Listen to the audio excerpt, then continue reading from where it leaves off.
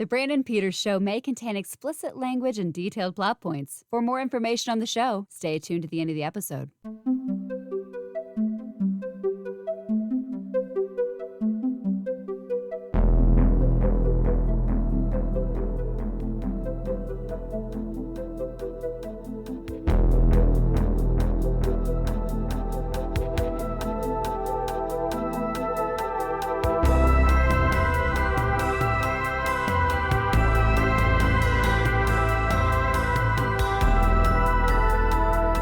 And now, here's Brandon. All right, so now we bring the week to an end, closing with a song. Wrapping it up with me is Mike Vanderbilt of a great many things, some of those being the Windy City Double Features and Halloweenies podcast, coming back this month in a week or two. Mike, welcome back. Thank you for having me back. All right. A pleasure. I Can't Take It by Cheap Trick is the second single from their 1983 album Next Position, Please, their seventh album. It also featured the title track Dancing the Night Away. It also featured the title track and Dancing the Night Away. The song didn't chart, but the album peaked at number 61 of the Billboard Hot 100, produced by Todd Rundgren. The music video was directed by Mark Rezica, who had done tons music videos for like Heart, Ray Parker Jr., Quiet Riot, Winger, Cinderella, Joan Jett, the Blackhearts. He did a Spinal Tap video for Bitch School. And my favorite footnote of him, wrote an episode of Erotic Confessions in 1998. I love that. I love that Ray Parker Jr. video for I Still Can't Get Over Loving You from '83, which we should maybe do that in an episode because it's the best song about stalking and possibly wanting to kill your girlfriend. Oh, wow. Like it sounds very, if you listen to the tone of the song, it's very much like 80s pop R&B, pop rock R&B. Like it's cool. But like it gets really dark towards like the last verse. It's truly, you have to, has to be heard to be believed, but definitely a cool tune. Big fan of Ray everybody Parker only Jr. Ray Parker Jr. Oh, Ghostbusters. Like there's so much more lore to Ray Parker Jr. He was a big part of what became known as the yacht rock scene, thanks to my buddies on the Yacht Rock podcast.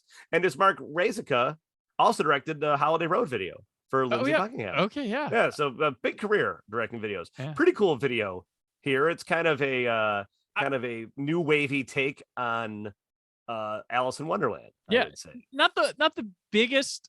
So I selected because I wanted to pick Cheap Trick for you on this show, but going through the videos of some of the more notable Cheap Trick songs, like not a lot to chew on. There's a lot of live performances for some of the biggest songs. For as interesting as they looked, I mean, Cheap Trick obviously had a great look. The two pretty boys, the two weirdos, their videos were very much, and I think this is a testament to them, was just the band performing. Because they felt like that's when they were at their best. They were just best on a stage. So it was usually just them in some cool clothes or a cool set performing the single. Yeah. But this one has a little bit more artistic flair to it. Yeah, definitely. Yeah, this one had something going on. And, it's funny, like the live performance, those music videos when I was a kid, the live performance ones that were straight up, those weren't my favorite videos. And I was like, who likes this? Like, they ran out of money and here's our single. I guessed on the show, Press Maxon, who's the week before you here, and he's been on before when we talked music videos. He liked the live performance ones better than story music videos because he likes seeing the energy of the band. He likes seeing their play. Like he preferred that. I think I'm with story him. Stuff. I think I'm with him that definitely now as I got older, because a lot of the times, particularly in the early days, you got to figure this video comes out in November of '83. So MTV's not that old. Yeah. The beginning of MTV, and a lot of those early videos were simply just kind of performance style videos. A good example of that, I think, are the music videos that the Shoes did, another Illinois band, kind of out of the same scene as Cheap Trick, where it was just like they would shoot a bunch of them in a room for a day, and then they had something to play. But sometimes the band looks out of their element when they have to sort of act or put on a story. Yeah, that's true. Asking a lot. And you'd expect Cheap Trick to do a lot, to be very good at that, but I think they're just, there's better when they're standing there playing their instruments. So I agree with your buddy. Okay. To say about that. There you go. This song has an interesting history in Cheap Trick's history, because this was the second single. So the Dancing the Night Away, which was the first single, was a cover of a Motors tune that the label kind of foisted on them. So I Can't Take It is credited to Robin Zander. Now, we have to go back to 1980 for the recording of All Shook Up for this story. Okay. So All Shook Up is a very weird Cheap Trick record, I think. It's produced by George Martin. So you'd expect it to sound more like the Beatles. Right. And it does, but it sounds like where I think the Beatles would have ended up if they kept going. Because Cheap Trick's often referred to as the Midwest Beatles, but George Martin didn't record backup vocals on this one.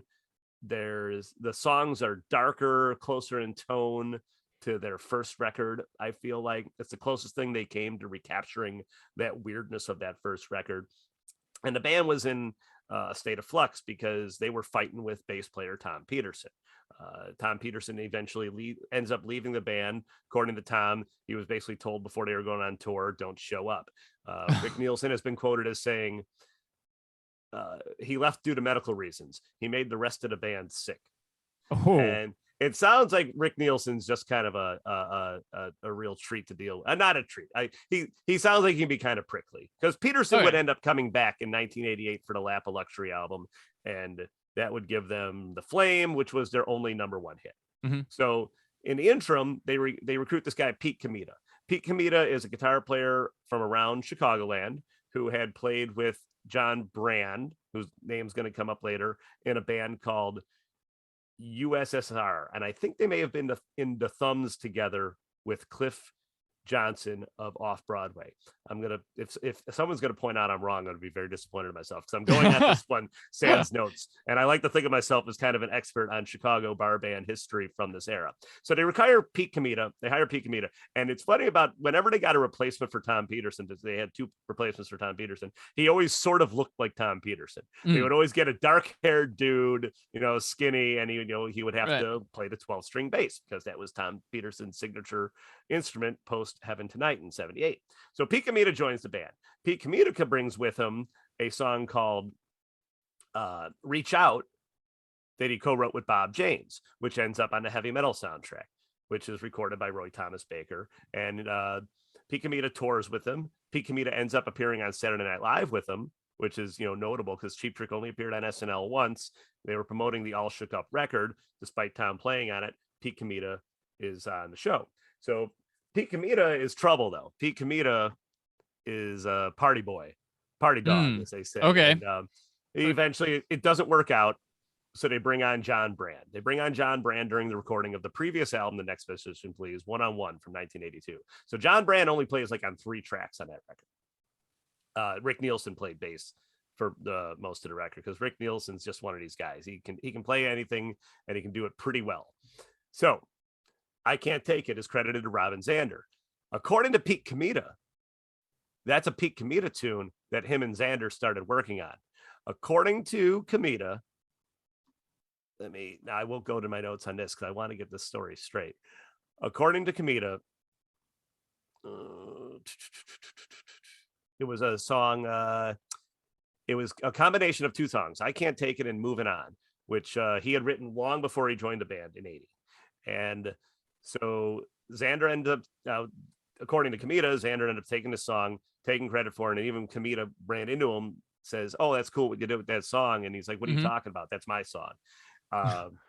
So we don't know. Comita says to this day that he co-wrote that song. Even Bunny Carlos says that Pete may have came up with the riff, but he didn't write that song. Robin wrote that song, and he'd been working on it for years. Controversy. Jeez. Yeah. There, as much as I love Cheap Trick, there's a lot of backfighting even to this day over money and credit on songs and stuff. Because Bunny Carlos is no longer with the band, and Dax Nielsen is playing drums with him. So yeah, an interesting song. Great tune though. You don't see a lot of songs where it's Robin Zander's kind of solely credited as the writer. Like usually it's Rick Nielsen, or a combination of any of them. I was talking to Mark Radice, who was a song doctor on their 1985 record, Standing on the Edge. And he was saying that the lyrics for their single off that one, oh my God, I'm having a moment. Tonight It's You. like they just kind of came up with the riff, and Robin Zander just kind of started mumbling like nonsense lyrics, and it just came to him. So I think he's just kind of that talented of a songwriter. Right. So it's interesting. This is like one that it seems that he actually worked on for years. The opus. And there's a really cool appearance where they're promoting this album on you can find it on YouTube. It's Alan Thicke's old late night talk show, which I discovered it was a thing when I was looking up this thing. I was like, oh. And they perform I Can't Take It, which is a great tune, but they also perform probably my favorite song on Next Position Please, Borderline. Okay. And I always like the live performances of the songs on this one better than the studio, I think. I mean, in general, Cheap Trick is usually better live. There's a little more oomph. I always Which feel like plenty of their singles released as live ones too. Well, their big breakthrough is the single "I Want You to Want Me" off the Budokan record. And the whole story with that record was it was an import record. It was only intended for Japan. They started importing it into a record store in like New York. It started to take off. So then Epic decided to release it in the States, even though the band was never really happy with those performances.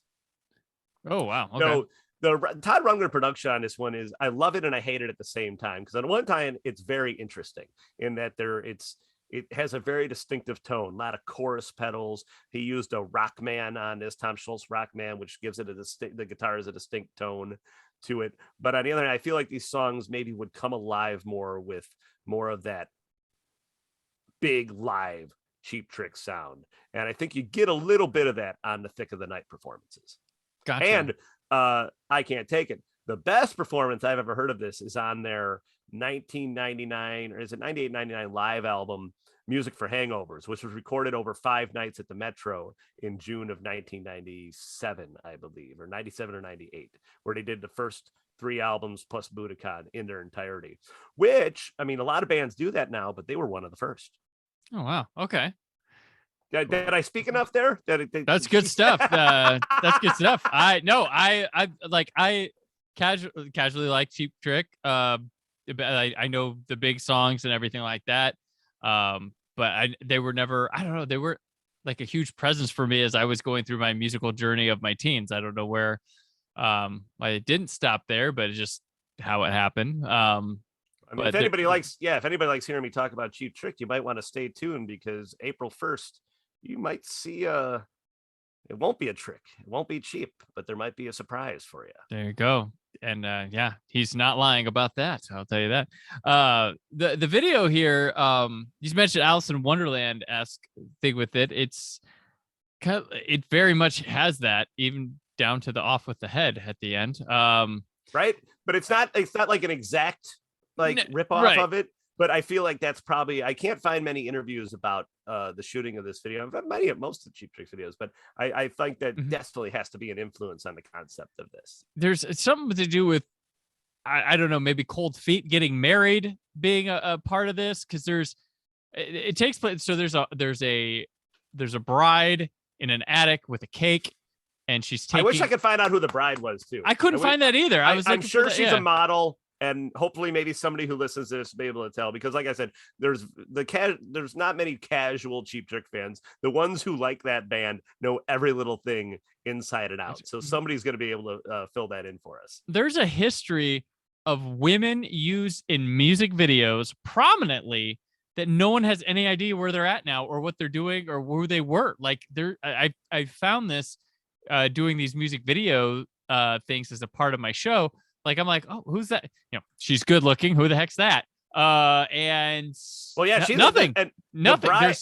The bride in this video is indeed a stone cold fox. Yeah, but there's plenty of women in these videos that I would go through. Like, I don't know who they are. There's nothing. Not everybody's Tawny Katane, right? Yeah, music videos and the detailed information of production of music videos is thin. Like, I'm always impressed when I can find out who the director is, especially if there's like an Internet Movie Database credit, because you'll see it sometimes filed under short. And those always aren't complete either. They're rundowns of their with music video. People are like, oh, the IMDb false stuff about movies. The filmographies and stuff are pretty freaking accurate nowadays. Like, let's get off. I go to the trivia section. Okay, the trivia section wishy-washy, but the hard data on movies good. Music videos, ooh, Yeah, we need to work because even IMDb does really good on adult movies too. Yeah, and like they have all the actors and their real names, right? because Yeah, it was always under a pseudonym. yeah, definitely. There's this bride. She's got a cake, and on top, the cake toppers are voodoo dolls. The groom is running away. It's some and the groom kind of is portrayed by Robin Zander, who Mhm. I think this is my favorite era of Robin Zander. I think he's the hottest here. His hair's a little bit shorter, and they got him in a cool dark suit with a white shirt, no tie. I like his look from the Next Position Please one-on-one era. Yeah, he winds up in a den of like the rest of the band, and you got Bunny Carlos, John, and this is John Brandt's first record where he plays on it as the bass. Tom Peterson type John Brand. Yeah, and so this is them, bacheloring it out here. So is that the bachelor party? Is that trying to like see what he's giving up? She's poking him. It's hurting with the thing, and then he goes through the bachelor party's through the phone booth. It makes sense somehow. Well, everything with Cheap Trick has to be the best things with Cheap Trick are always a little bit weird. I think that's that's one of the strengths of this video, because after the bachelor party, they end up hunting him. Yes. Yeah. There's like a blue room with smoke. It's like really cool smoke effects in this area, but he turns into like a feathered creature and runs as they're shooting ducks. And then they turn to him and he becomes like one, and they're shooting him, and he like falls in this like pit of women. Like there's women in a pit, and he lands, and they're a bunch of big voodoo dolls, and he finds a ladder which gets him to the attic. And you sound like a psychopath describing this video. I know. This is what I saw. And he takes the bride topper and bites the head off, and she either laughs or orgasms. I can't tell. Or she kind of scoffs at him a little bit, like, ha. Almost like maybe to your point, maybe it's like, I got you. Yeah. Like, I got him. Here I am. We're going to get married. Or maybe it's about like the cold feet or the last thoughts of, you've kind of inspired me. I kind of want to track down, because I'm sure I could, Mark Razak, because I think he's still with us, and maybe ask him what is going on with this video. I need a minute by minute rundown of play by play. Tell me where was your head during this? Who wrote it?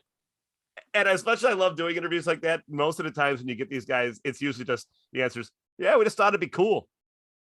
That's a lot of things. There's so many things. And I always got in trouble in college and high school with English literature things, because they're like, the author, I'm like, what if they just like meant that? And you were like taking some deep connotation, and it was just some bullshit thing.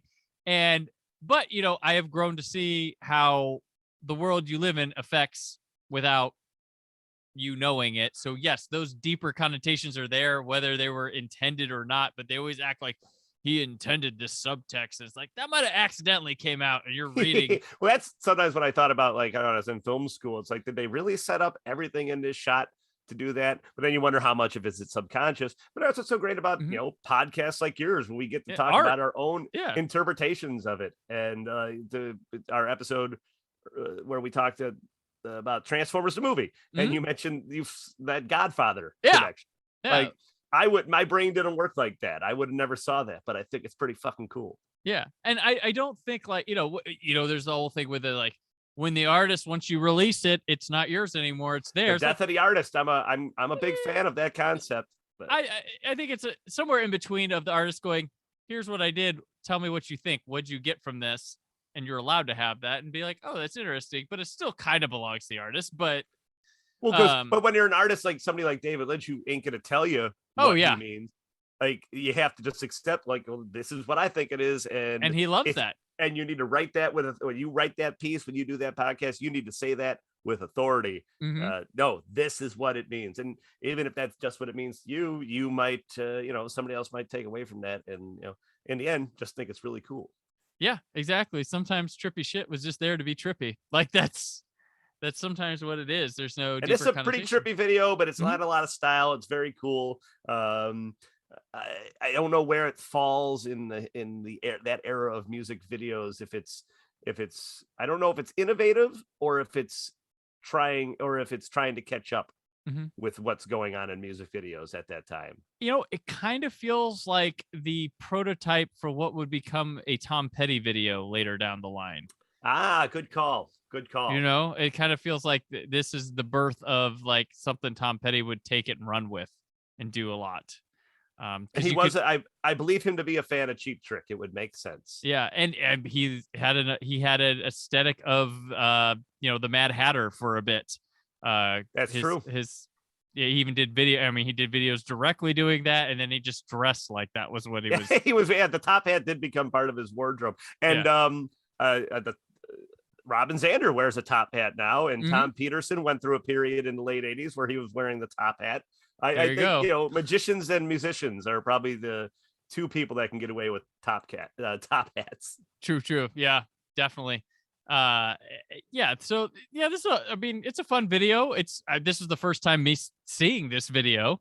I never saw. I mean, we would have been both too young to see this when it was in rotation on MTV, and obviously never got put back in rotation or looked back upon. They released in 1990. Cheap Trick released a video comp called "Every Trick in the Book" that had all their videos listed up to in there. And like you said, that for like up until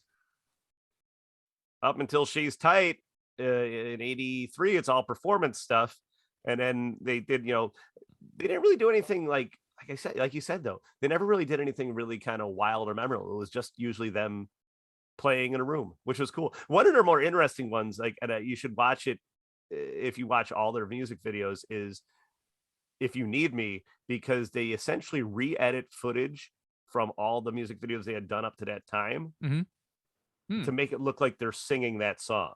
Oh, that's really cool. And that's one I'm totally interested. Like, how did they pull it off? Because I don't think they went back and reshot stuff. I don't know if because there is a new video that's kind of wrapped around, but it's pretty cool seeing them, these different eras of Cheap Trick singing along.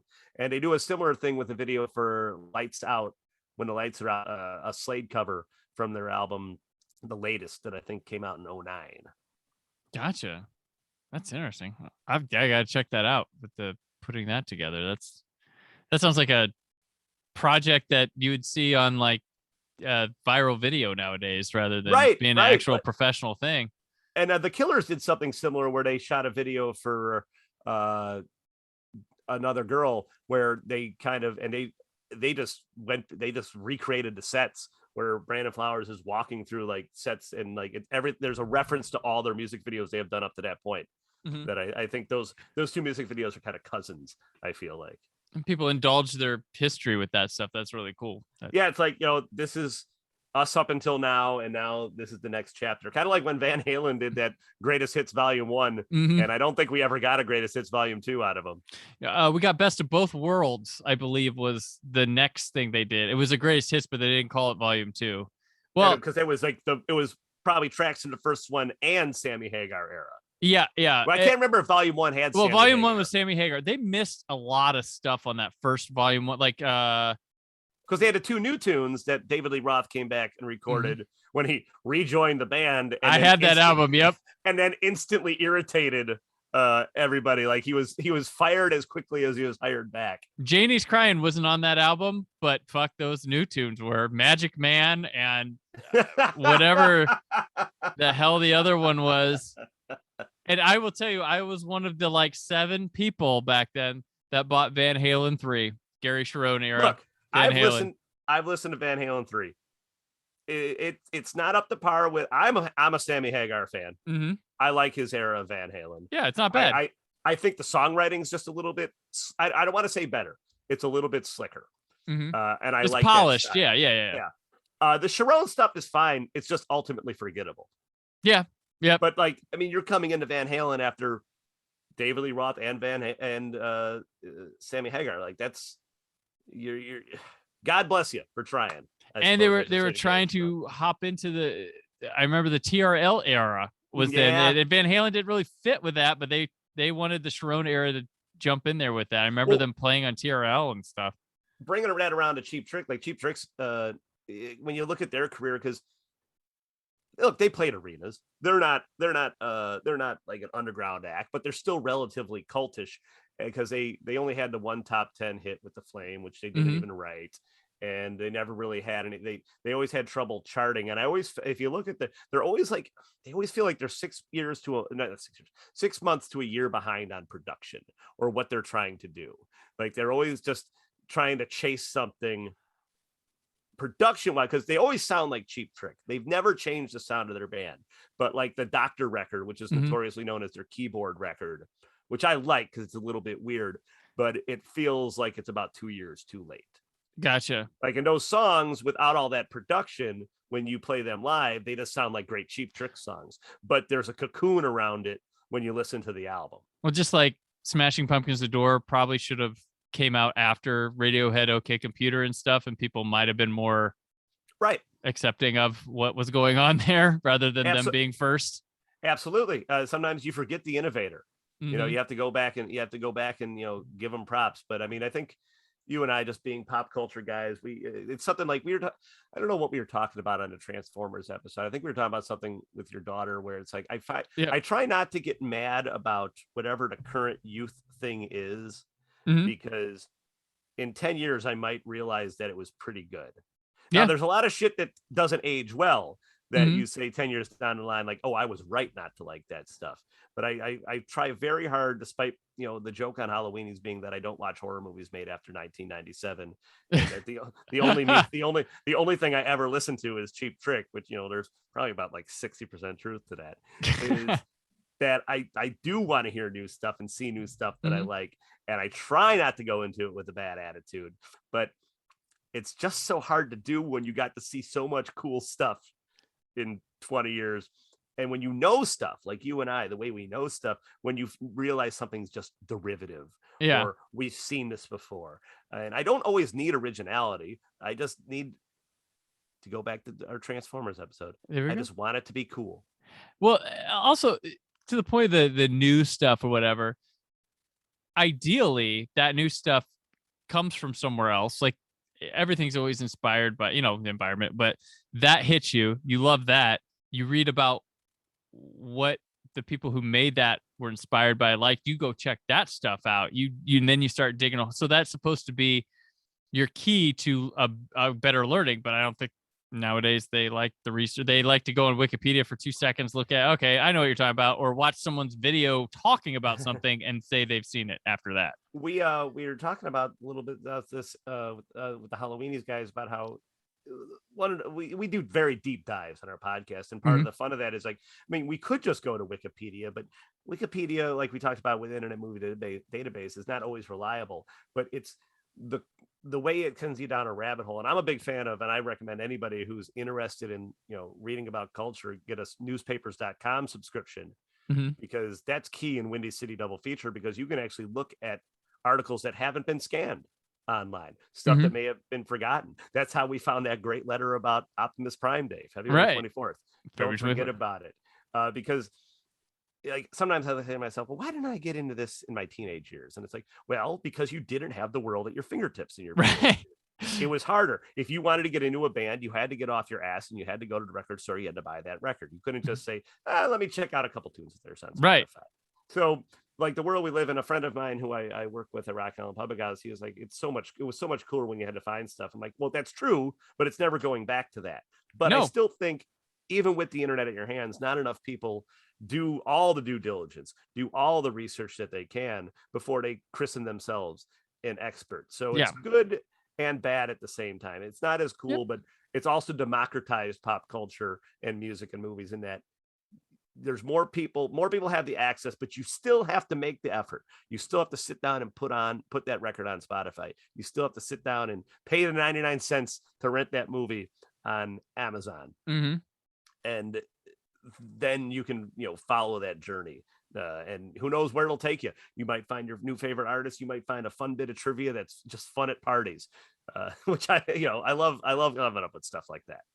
Well, the fun thing I like is the social media aspect of, has anybody seen this and any good? It's like, you could literally click it and find out for yourself, rather than a rando whose taste you don't know responding.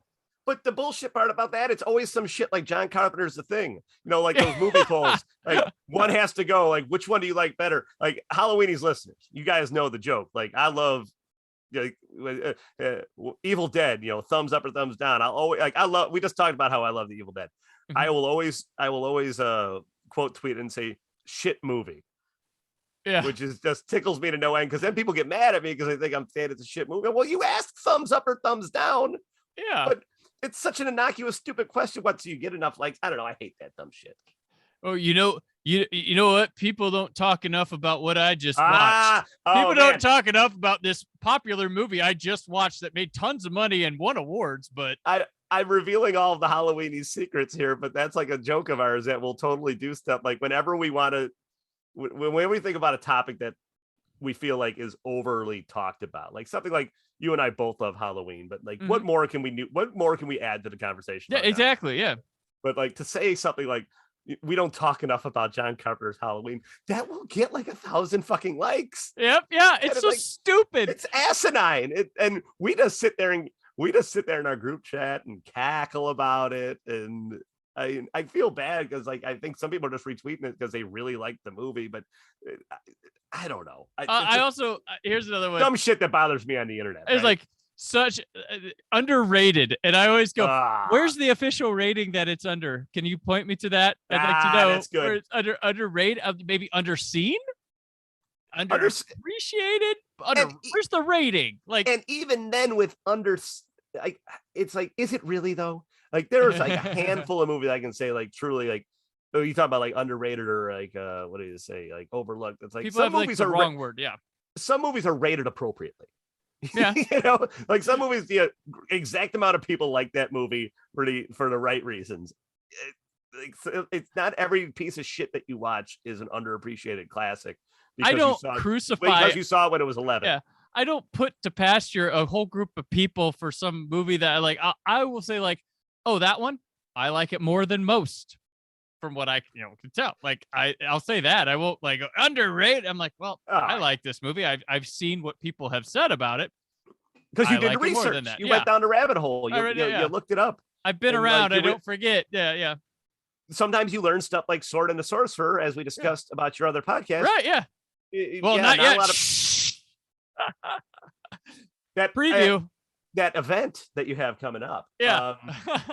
A movie like Sword and the Sorcerer, nobody talks about it now except a few cultists, but it was a huge hit when it came out in 1982. Yeah, big hit. Lasted at the box office for like 5 months in the top 10. Like, not easy. Twin Peaks is one of those things, especially with like, I don't want to shit all over the young people, but guys, Twin Peaks was on a major network and everybody was talking about it. Everybody in America. It wasn't it developed a cult, but it was not a cult thing when it came out. That motherfucker, it was a juggernaut. It was huge. I was 10, 11 years old. I knew about it. Mm-hmm. If I knew about it at 11, it wasn't cool. Some things surpass their cult status. Is what they do. They start as a cult item, and then time happens, and they pick up such a fault. Like Star Trek was a cult thing. It's no longer. But that's a great example. It was. No one would call it a cult item now, but it was a cult thing. On the flip side, Star Wars was always a very populist thing that everybody fucking liked from the jump. Except now, 84 to 98. It fell out. Absolutely. I was there. I was still into it. That was my fandom. Was that during that time? The last time it was cool to be a Star Wars fan was probably 1995, before they released that new run of Power to Force figures. After that, it was all over. That was like I'd say, like I still keep up. I'm always going to be a sucker for Star Wars live action. Mm-hmm. I liked Boba Fett. I love the Mandalorian. But this is what I said. Like I hate going. It feels icky to go. I'm a Star Wars fan nowadays. But it really does. I'm totally not cool. Totally not fucking cool at all. I love Star Wars in my own way. That's what I say. I have my own. Everybody does, but I love Star Wars in my own way. It's very important to me. Always. I'm going to have opinions on things that you might not agree with. But it's because I grew up with I literally grew up with it from out of the womb. It's been my favorite movie. The original film, 1997 or 1977 Star Wars. Like not the franchise, that one movie means a lot to me, and it will forever be my favorite movie of all time. It's so big that like I when making like, can you give me a top such and such movies of all time? I'm like, do I have to list Star Wars? That should just be like given, right? Well, that's what like, what are your feels weird. I have to say it, but you know what though? The reason I do mention it now is because I like to make the point. I'm not talking about The Empire Strikes Back, which I love. I'm not talking about Return of the Jedi, which I love. The movie called Star Wars. I am talking about the night, as I always have to preface, the 1977 original, because it's truly a work of art. It's a piece of cinema history. It changed the way movies were made. It changed the way movies were seen. So whether or not you like all the kind of nerdery that surrounds it now, you can't deny, if you're a cinephile or a film lover, that this is a monumental achievement in filmmaking. Yep. And I always say, like, where we are is like film people, pop culture discussers. We all like Star Wars. Okay, but beyond that, who are we? That's how we just. I know there's the hipster cool people that you're too cool for Star Wars, but like I always was like, we all love Star Wars, but now what? So what's your next thing? Thank you for bringing your Cheap Trick expertise, a blind spot in my musical listening. I will say, like, it felt fun there for a minute, because I was like, I am the expert in the room on this. Like, it's take it away, Mike. as far as bartending goes, like, nobody can touch my margaritas, and as far as Cheap Trick knowledge goes, very few people can touch me. So I got those two things going for me, which is nice. All right, excellent. And before we head out for the weekend here, please let everyone know where they can keep up with you and all your happenings. Follow me on Twitter at Mike Vanderbilt. Follow me on Instagram at MA Vanderbilt. Add me on Facebook if you still do that. I'll be happy to add you back. And then, of course, check out the Halloweenies podcast, the Windy City Double Feature Picture Show podcast, and Playboy, revealing culture through the men's magazine. I am exhausted right now. But yeah, and then look for me at the AV Club. Right. I'm still doing news over there. I'm gonna take the money and run. All right. Hey, yeah. And I'm on Twitter and Instagram at BrandonPorkyUHD, written work on WineStillBlue.com. The show returns all new next week for a very special week-long edition of Old Space Show. But until then, stay film positive. Thank you for listening. The Brandon Peters Show is a Creative Zombie Studios production. Produced by Brad Shoemaker and Brandon Peters. Written and edited by Brandon Peters. Announcer vocals by Jessica Alsman. Theme song by Metavari. Web design and show art by Brad Shoemaker with Brandon Peters. All music and clips featured in the episode are property of their respective studios, and no infringement is intended. Additional information on this and other episodes at BrandonPetersShow.com. For any inquiries, press opportunities, or sponsorship, contact mail at BrandonPetersShow.com. The show is available on Apple Music, Spotify, or anywhere podcasts are found.